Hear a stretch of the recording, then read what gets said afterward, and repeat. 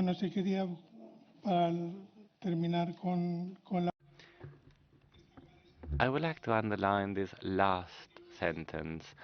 She said her goal as an archivist is to ensure that the artifice, should it exist, it works at the service of art and not archives. Such an interesting statement coming from someone who is not an art archivist, but yet has a strong artistic sensitivity. I'm going to introduce Michael Carabinos. First of all, I would like to say that we have been searching for speakers in Canada. He's a professor on digital humanities. I'm sure you've heard about the projects in which he participates. He's a lecturer in the University of Amsterdam, where his research focuses on colonial archives. In his presentation, Michael Carabinos will speak about how art and design museums can reactivate their historical archives. I would like to share a few examples of the projects in which he participates, like collecting otherwise, in which he explores the possibilities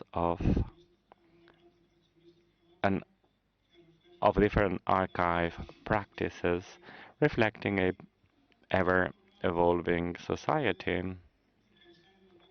as well as another project on rethinking the dissemination mechanisms of heritage.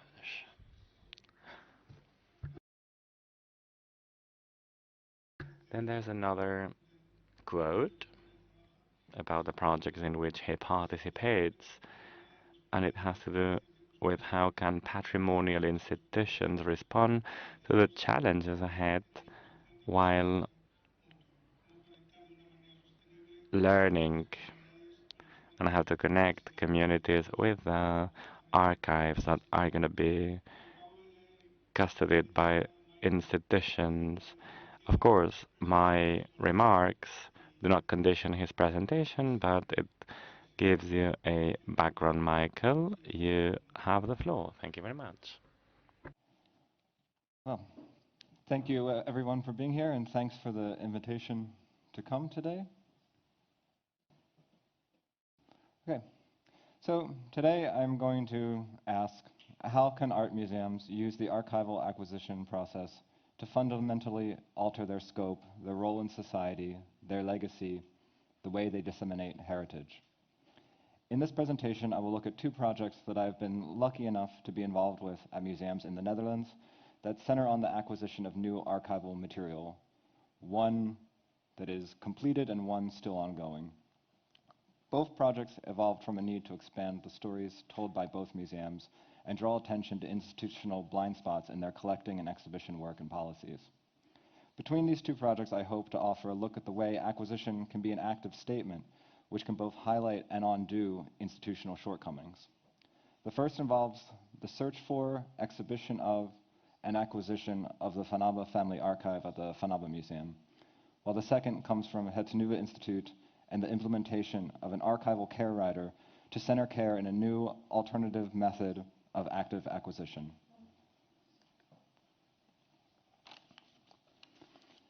There is a propensity to begin the history of the Van Abbe Museum in Eindhoven, the Netherlands, with its founding in 1936. Or the story begins in 1933 with Henry Van Abbe's offer to donate a museum for modern art to the city of Eindhoven. Most histories will make reference to Henry Van Abbe's background as a manufacturer of the Karel 1 cigar brand in order to portray him as the wealthy industrialist who could found and donate a museum that he was. The role of Henry, however, quickly dissipates, his story boiling down to a paragraph or footnote in the founding of the museum. But reducing Henry to mere trivia, the source of the museum's name, removes the museum's founding and its existence from its place within the history of the Netherlands and the early 20th century colonial system. From the beginning of this research project, I noticed that there was no Henry van Abbe archive anywhere. Not at the museum, not donated to the National Archive or the Regional Archive in Eindhoven or anywhere else. I therefore set out to seek and build my own Henry van Abbe archive, piecing together Henry's history and those intertwined with from archives across the Netherlands. I set out to expand the prehistory of the museum and connect Van Abbe and his namesake museum to nodes of the Dutch Empire. Who was Henry van Abbe? How was this donation possible? And how did it fit into the colonial system of the early 20th century in the Netherlands? I was very graciously assisted in my search by Henry's grandson, Sis van Abbe. From him, I learned that his grandfather, as a born Amsterdammer, only purchased tobacco at the market held at the Frascati auction house in the center of Amsterdam, and never on the Rotterdam market. It was also through him that I learned the construction of a cigar. Javanese tobacco was always used as the cigar's binder, holding together the filler, which was a special blend of tobacco from around the globe. Sumatran tobacco was exclusively used as the wrapper, which imparts most of the flavors to the cigar. Sis also lent me Henry van Abbe's original notebook to peruse. This was the notebook that he took with him to Frascati auctions, detailing the tobacco he purchased and giving me further evidence of the link to certain locales in Indonesia. Lines and nodes began connecting at the Cigar Makers Museum in Valkenswaard in the south of the Netherlands, where I combed through old editions of the cigar trade journal Tabaksplant. Published after every Sumatra and Java tobacco auction at the Frascati auction house in Amsterdam were the results, including the buyer, the selling company, the plantation location, and the amount purchased.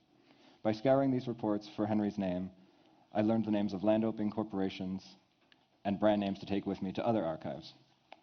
I now had the names of several companies Henry purchased from at auctions and where their tobacco was sourced. The project eventually included a museum exhibition, one that explored the museum's own past and brought together material that formulated a Van Abbe archive designed to fill the gaps in the historical record. Taking company and location names from Tabaksplant's reports, a greater visual component for the research became apparent, as archives throughout the Netherlands have digitized photograph collections with images that now had a relation to the Van Abbe process. A photograph from the Amsterdam City Archives of Dutch tobacco sellers at a Frascati auction of Sumatran tobacco holding their wares above their heads looked extremely similar to a man in Sumatra carrying the burden of tobacco harvest on his head from the Leiden University collection. The connectiveness of the images began to mimic the connectiveness of the points of the process and the colonial relationship between the Netherlands and Indonesia in the tobacco industry in a visual sense. The two photographs in the diptychs, one from Indonesia and one from the Netherlands, were shown side by side to visualize both the dueling locales of colonialism as well as the progression of the business process. In presenting the material this way, I intended not only to give it a visual component befitting the inclusion in an art museum, but also to highlight the expanded process and the pan-institutional coverage of the newly formed Van Abbe archive. Given the interest in contemporary art and archives, I found it necessary to use this project to bridge the two worlds by keeping it grounded in archival science, theory, and concepts. It is my hope that not only the manner of exhibition, but the way I approach the archives allows archivists and researchers to expand their views of singular archives in a way that blurs boundaries. I believe that in a digital age, such a mindset will be necessary as records become scattered while increasing in production. There is also a usefulness of this project to create a model in the cases of silences in archival collections. When a specific archive does not exist, expanding the process, following lines, seeking out new traces, can help undo some of the damage done by the unintentional and intentional creation of gaps in archives. This is especially relevant in the field of colonial archives. Shortly after the exhibition of my dispersed Van Abbe archive, I continued my conversations with Sis about his family's history. In his possession was an entire family archive. While most of the material belonged to his father, who took over the company after Henry's death, part of it did date to Henry's period as the director of the cigar company. This archive was a mix of family archive and company archive. It mixed early 20th century tobacco production with Amsterdam Jewish history, the Second World War, colonial history, and labor history. Sis was looking to transfer the family's papers elsewhere, and I believed that the Van Abbe Museum was the most fitting home for the Van Abbe archive. 2 years later, in 2019, the archive made its way from Sis's home to the museum. My work with the museum continued, and I was asked to process the collection and integrate it into the museum's archive.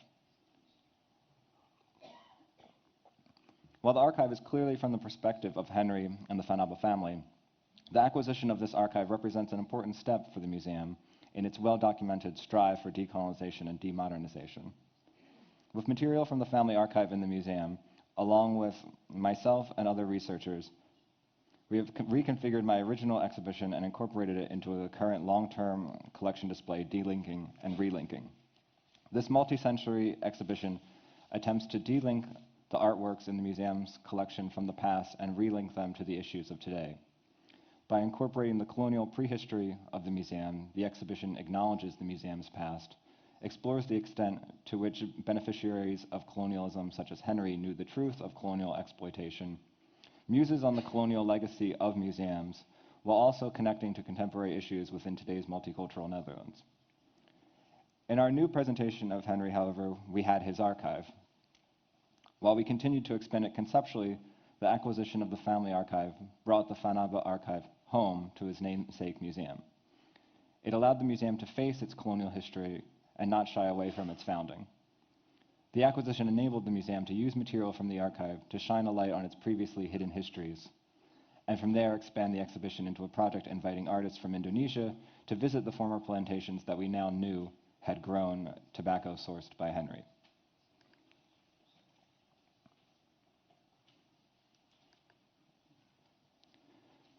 Moving now to the Collecting Otherwise project, we can see further how archival acquisition can be used as a reparative force, working to undo past collecting policies and adding perspectives to institutional histories. Collecting Otherwise is a working group created in late 2020 by members of the research and development team at Het Nieuwe Instituut, a museum of architecture, design, and digital culture in Rotterdam, the Netherlands, that manages the National Collection for Dutch Architecture and Urban Planning. The working group was founded in order to reshape the acquisition, description, and accessibility of an archive whose material in 2020 was 97% from white male architects. Part of this work is the development of new methods and tools for the archival process. One of those alternative methodologies is the archival care rider, which aims to form the core of a new active acquisition policy for the institution, one that allows for multivocality and centers care both for the archive and the community surrounding it. Members of the working group include staff of the Heritage and Research and Development departments of the museum, artists, and outside researchers. I was asked to join prior to its creation and continue to be involved now in our third year. After previous iterations focused on feminist and queer perspectives in the archive in 2020-2021 and post- and decolonial archiving in 2022, we entered 2023 dedicated to our toolshed concept, taking the work of the past 2 years and creating tools that can be presented and implemented by Het Nieuwe Instituut. Examples include the asterisk description tool, workshops for Indonesian architects, artists, and researchers to engage with the colonial collection, and the archival care rider, of which I am a member. It is important to note that all projects and work done by the group is collaborative as well as being a work in progress. With that in mind, I will explore the archival care rider deeper.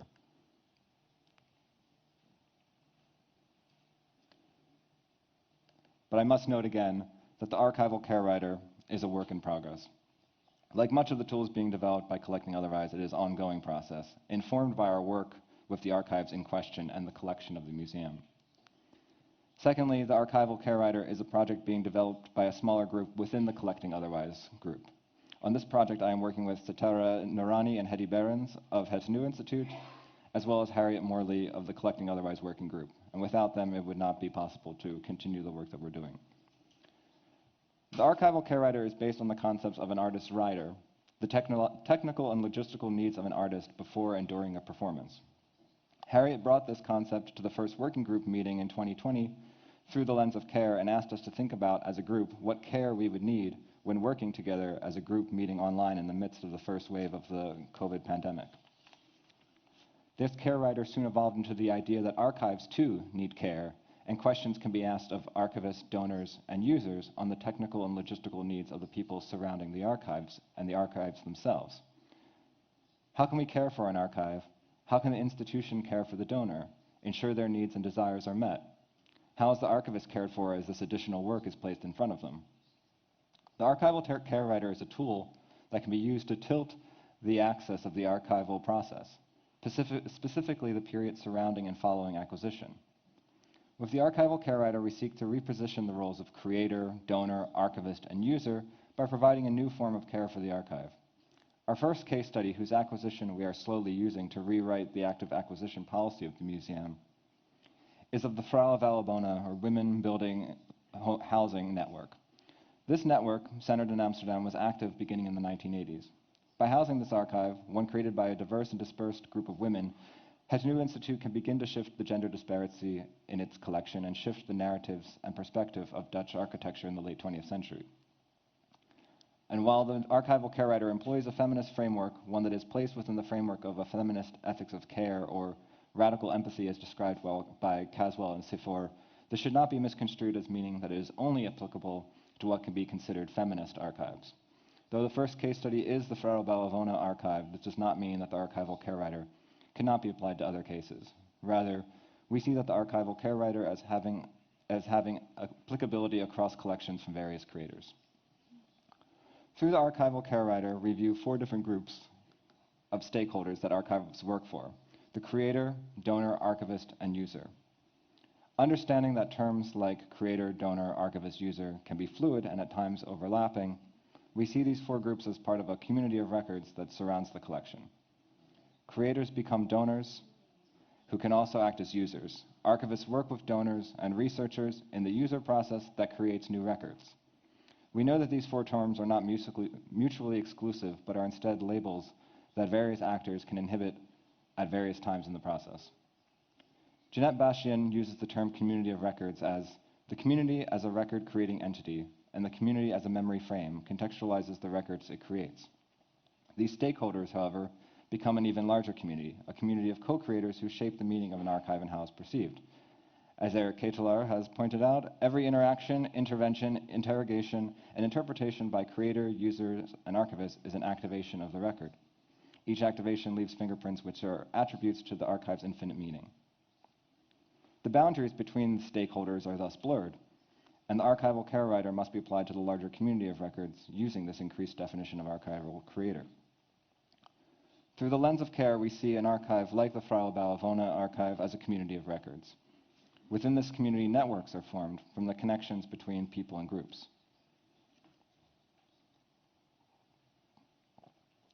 Part of the archival care writer involves fostering these networks and mapping them. In the specific case of Vrouwen Valabona, mapping the network means mapping women in architecture as actors in this network. As creators of the records, they are the locus of the archive. The acquisition of the Vrouwen Valabona archive therefore presents itself as an opportunity for Het Nieuw Institute to build this network map and center women architects in the Netherlands. Part of this mapping involves the creation of the first oral history project at Het Nieuw Institute, allowing for the women themselves to speak beyond the words left in their archives, to fill in gaps in the history of Dutch architecture and to leave behind a more complete legacy. Mapping also took place during the Vrouwen Valabona acquisition process, when the creators/donors used their material to create a timeline of the group that was then integrated into the archive itself. I must also mention that there is no single archival care writer that can be used across cases. Its existence is predicated on the fact that it is unique for each archive it is implemented within. With that, however, we can say that there is a template that can offer insight into how the questions of individualized archival care writers are formed and structured. Within these 2 projects, I've tried to explore how reevaluating and rethinking the archival acquisition process within art and design museums can have ramifications beyond the museum's collection. Through new methodologies and new frameworks, acquisition can sift the perspectives within the institution, alter ingrained narratives, and work to make museum archives sites of profound dynamic change. Thank you.